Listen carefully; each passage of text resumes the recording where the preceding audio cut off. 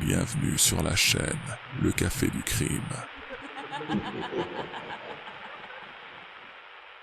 Abonnez-vous pour soutenir notre contenu, ou soyez maudits.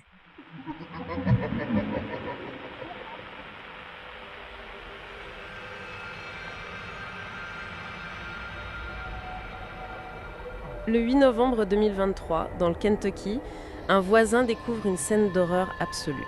Deux petits garçons de 9 et 6 ans, dans leur lit, couverts de sang. Et c'est leur mère, Tiffany Lucas, qui vient de leur tirer dessus. C'est une histoire qui glace le sang et qui pose une question juste insoutenable. Comment une mère peut en arriver là ? C'est ça.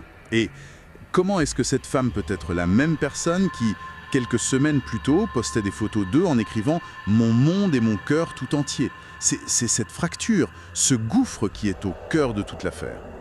C'est exactement ce qu'on va tenter de comprendre aujourd'hui. On s'est plongé dans pas mal de documents pour ça. On a des analyses de chaînes spécialisées, on a la transcription de l'audience où elle a plaidé coupable, et puis surtout une interview très éclairante avec le procureur Belly Taylor. Judiciaire, qui a été un vrai yo-yo, et puis surtout de voir les signaux d'alarme. Qui ont été manqués. Complètement. C'est une exploration dans les zones d'ombre d'une histoire qui est loin, très loin d'être simple. Alors, commençons par ça justement, par cette façade. Sur les réseaux sociaux, Tiffany Lucas, c'était presque une wannabe influenceuse. Ah oui, c'était une mise en scène constante d'elle, de ses enfants, avec des légendes... Les légendes sont incroyables. J'en ai une, toujours ensemble, jamais séparés, 3 âmes, un cœur. C'est presque trop. C'est tellement appuyé que ça en devient suspect. Il y en avait une autre qui disait « Je ne saurais pas comment sourire, aimer ou survivre sans eux ». C'est hyper fort. Il y a comme un désespoir là-dessous. C'est comme si elle essayait de se convaincre elle-même, en fait. Et il y avait tout le style de vie qui allait avec. Les sacs de créateurs, les voitures chères. Elle avait même monté sa petite supérette, Miss Tiffs. Oui, elle se présentait en femme d'affaires. Et ses selfies, c'était pareil. Les légendes, c'était du genre self-love, self-worth, self-respect. Ou même, carrément, rich beach vibes. Rich Beach Vibes. Oui. Et simplement la meilleure. Mieux que les autres. C'est une surcompensation, mais à un niveau extrême. C'est dingue. On se demande si ce délire de perfection, cette façade, c'était pas déjà une première rupture avec la réalité. Bien avant la psychose, quoi. C'est une très bonne question. Parce que derrière la vitrine, la réalité, c'était l'exact opposé. C'était la noirceur totale. Et ça commence par quoi ? La drogue. Une dépendance massive. D'abord les opioïdes, après un problème dentaire. Et puis ça a escaladé. Fentanyl, méthamphétamine. Et elle avait réussi à arrêter pendant ses grossesses, non ? Oui, elle avait réussi. Mais la rechute après était terrible. Et forcément, ça a eu des conséquences directes sur les enfants. On a des témoignages là-dessus, hein. Oui. La belle-mère de Maurice, le plus jeune, a raconté qu'elle les laissait seuls à la maison, ou même enfermés dans la voiture pendant qu'elle faisait ses courses. C'est de la négligence pure. Et ça ne s'arrêtait pas là. Il y avait aussi la justice. Voilà. Son casier judiciaire commençait à s'alourdir. Possession de biens volés, possession de drogue. Elle a même fait 1 mois de prison. 1 mois. Et les enfants pendant ce temps ? On les lui a retirés. Mais le truc de fou, c'est qu'on les lui a rendus dès sa sortie. Sans suivi, sans rien ? Apparemment. Et en plus de ça, elle les isolait complètement. Elle empêchait les pères, leur famille, de les voir, alors qu'ils demandaient. Il avait même une histoire avec les cadeaux de Noël, c'est ça ? Oui, un truc d'une cruauté. Elle confisquait leurs cadeaux de Noël et elle ne leur donnait qu'à la Saint-Valentin, des semaines plus tard. Le tableau est déjà... Extrêmement sombre. Et sur ce chaos, 2 drames vont arriver et tout faire basculer. Oui, là c'est le début de la descente aux enfers. D'abord, son père, dont elle était très proche, qui décède. D'accord. Et quelques mois après, le père de son fils aîné, Jaden, est assassiné, enlevé et abattu. C'est terrible. Il y a même des rumeurs, pas confirmées, qui disent que le petit Jaden était dans la maison au moment du meurtre. Le traumatisme est inimaginable. Et c'est là qu'elle trouve un nouveau travail. Oui, c'est le paradoxe. Au milieu de ce chaos, elle décroche un super job bien payé dans un cabinet d'avocats. Une chance de s'en sortir.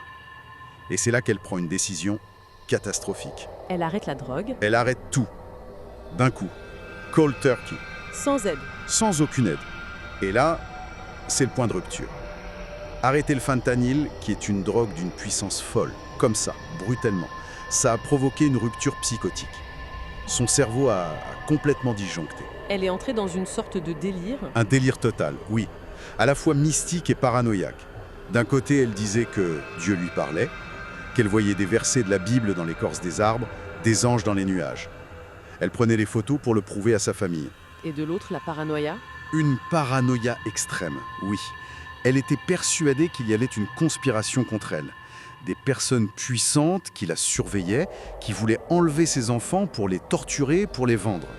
Ça a dû être terrifiant pour son entourage. Ah, complètement. Son comportement est devenu erratique.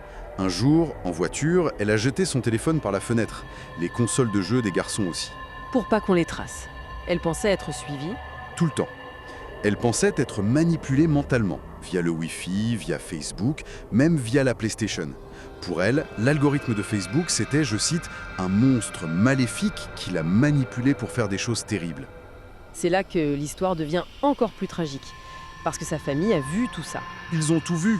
Ils ont vu la négligence, l'état de la maison, son délire, et ils ont appelé à l'aide. Ils ont contacté les services de protection de l'enfance, les CPS. Plusieurs fois. Oui, plusieurs fois. Ils les ont suppliés d'intervenir. Le procureur, Bailey Taylor, le confirme lui-même. Il dit que la famille a tout essayé. Et rien n'a été fait. Rien. Aucun suivi. Aucune intervention. Le système a complètement, mais complètement failli. Une défaillance qui nous amène tout droit au matin du 8 novembre 2023. Ce jour-là, elle ne met pas les enfants à l'école. Non. Un voisin la voit sur sa pelouse. Elle nettoie un tapis encore et encore. De manière mécanique. Comme un automate. Et puis, elle entend des sirènes. Au loin. Et là, dans sa tête, c'est la confirmation, la preuve.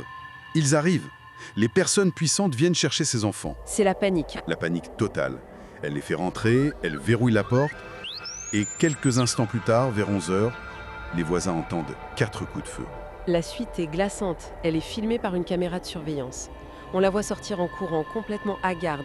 Elle s'effondre dans l'allée du voisin qui arrive en voiture à ce moment-là. Et elle hurle. « Mes enfants sont en train de mourir. Mes enfants sont en train de mourir. » C'est ce voisin qui va les découvrir. Oui. En état de choc, il se précipite à l'intérieur de la maison. Et il trouve la scène d'horreur. Jaden et Maurice, dans leur lit, dans leur chambre, baignant dans leur sang, avec l'arme posée juste à côté. Et le pire, c'est qu'il se rend compte d'un truc encore plus terrible. Il respire encore. c'est une scène d'horreur absolue. Le sang-froid de ce voisin est juste inimaginable. Essayer de sauver les enfants de celle qui vient de leur tirer dessus. Oui, il a eu la présence d'esprit d'appeler le 911, de suivre les instructions au téléphone, mais bon, c'était trop tard. Les 2 garçons décéderont peu après à l'hôpital. Et Tiffany est arrêtée sur place, bien sûr. Immédiatement. Ses premiers mots à la police, c'était « un accident ». Pendant l'interrogatoire, elle est complètement ailleurs. Elle s'effondre. Elle répète qu'elle a été manipulée. Manipulé par Facebook, par Internet. Oui. Qu'elle n'aurait jamais fait ça sans cette manipulation. Elle raconte aussi une autre histoire. La tentative de suicide. Exactement. Elle dit qu'elle a essayé de se suicider après, mais que l'arme s'est enrayée. Une version que la police n'a jamais pu confirmer. Aucune blessure sur elle, rien. Et puis il y a le témoignage du détective. Qui dit que l'arme a été utilisée 4 fois en 30 secondes. Ça ne colle pas avec un accident. Ça ressemble à un acte délibéré. Alors, sur le plan judiciaire, ça a dû être un vrai casse-tête. Ah oui, extrêmement complexe. Au début, la stratégie de la défense paraissait évidente. La folie. La folie, l'aliénation mentale. Elle a donc plaidé non coupable pour cette raison. Au Kentucky, la loi est claire. Si au moment des faits, à cause d'une maladie mentale, tu ne peux pas comprendre que ce que tu fais est un crime, tu n'es pas responsable pénalement. Ça semblait coller parfaitement à son état psychotique. Exactement. C'était la voie royale. Et puis, Coup de théâtre. elle change tout. Elle abandonne complètement cette défense. Et elle opte pour un open plea, un plaidoyer de culpabilité ouvert, ce qui est rarissime dans une affaire de meurtre aussi grave. Attends, un open plea, qu'est-ce que ça veut dire exactement? Ça veut dire qu'elle plaide coupable aux 2 meurtres, mais sans avoir négocié quoi que ce soit avec le procureur. 0 accord sur la peine. En gros, elle dit « Je suis coupable, faites ce que vous voulez de moi ». Elle s'en remet entièrement au juge. Voilà. Elle se jette à la merci du tribunal, sans aucun filet de sécurité. Mais pourquoi? Pourquoi ce revirement? C'est une stratégie hyper risquée. Le procureur Bailey Taylor a lui-même dit que la procédure était un roller coaster. Selon lui, il y a plusieurs raisons. D'abord, Un procès pour folie, ça aurait été très long, 6 à 12 mois de plus. Le temps des expertises psy, j'imagine? C'est ça. Mais le plus intéressant, c'est son analyse du risque. Pour lui, les deux parties prenaient un risque en allant au procès. Bon, le risque pour la défense, je vois bien. Être condamné super lourdement par un jury. Mais pour l'accusation, quel était leur risque à eux? Le procureur avait peur qu'un jury, en entendant toute l'histoire de Tiffany, les traumatismes, la drogue, la psychose, la défaillance des services sociaux, ait une forme de sympathie. Ou de compréhension, au moins. Exactement. Et qui lui donne une peine considérablement moins lourde que ce qu'il voulait. L'open plea, ça éliminait cet aléa. La décision revenait à un juge unique, professionnel, et non à un jury populaire. C'est un calcul stratégique qui est glaçant. Et l'audience où elle plaide coupable, comment ça s'est passé? C'était surréaliste. Le juge lui pose une série de questions pour vérifier qu'elle est saine d'esprit, là, maintenant. Il lui demande « Souffrez-vous d'une maladie mentale qui affecte votre jugement ?» Et elle répond. Elle répond d'une voix neutre « Non, monsieur ». Il continue « Êtes-vous sous l'influence de drogue ou d'alcool ?»« Non, monsieur. Elle nie tout ce qui était la base de sa défense. » Absolument tout. Et le clou du spectacle, c'est quand le juge lui demande pourquoi elle plaide coupable. Et là, elle répond très calmement qu'elle le fait parce qu'elle est coupable et pour aucune autre raison. C'est un abandon total. Et ce choix, cette open plea, c'est une conséquence énorme sur la peine, non? Une conséquence majeure, oui. La peine de mort est automatiquement écartée. Le procureur Taylor est d'ailleurs assez honnête là-dessus.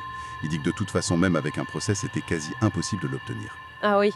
Dans le Kentucky, la dernière exécution date de 2008.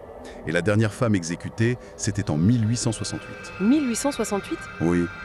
La Cour suprême de l'État a tendance à tout annuler, donc c'était pas vraiment une option. D'accord. Donc concrètement, maintenant, qu'est-ce qu'elle risque? Pour chaque meurtre, la peine va de 20 à 50 ans, ou la prison à vie. La grande question pour le juge, ça va être de savoir si les peines seront concurrentes, donc en même temps, ou consécutives, l'une après l'autre. Et le procureur, il va demander quoi? Il a dit qu'il hésitait entre deux options, soit 70 ans au total, soit la perpétuité avec une possibilité de libération conditionnelle au bout de 20 ans. Et il a dit qu'il penchait plutôt pour la deuxième option. D'accord. La famille aura son mot à dire, j'imagine. Bien sûr, lors de l'audience de détermination de la peine le 22 novembre. Le procureur pense que le juge va suivre sa recommandation ou même être plus sévère. Si on résume, on a donc cette collision frontale entre l'image parfaite pour les réseaux sociaux et une réalité de dévastation. La drogue, la maladie mentale et, il faut le dire, l'abandon. C'est exactement ça. Et il faut vraiment insister sur ce point, l'échec du système. C'est l'histoire d'une famille qui a hurlé à l'aide, qui a prévenu, qui a tiré toutes les sonnettes d'alarme. Et qui n'a pas été entendu. C'est factuel, le procureur le reconnaît. Et ça nous laisse avec une dernière question, qui va bien au-delà de ce cas. Au-delà de la culpabilité évidente et monstrueuse de Tiffany Lucas, ça interroge notre responsabilité collective. Quand des proches alertent, quand des signaux clairs sont envoyés pour dire « ces enfants sont en danger » et que le système ne bouge pas, où se situe la responsabilité? C'est une question troublante et qui doit continuer de nous hanter.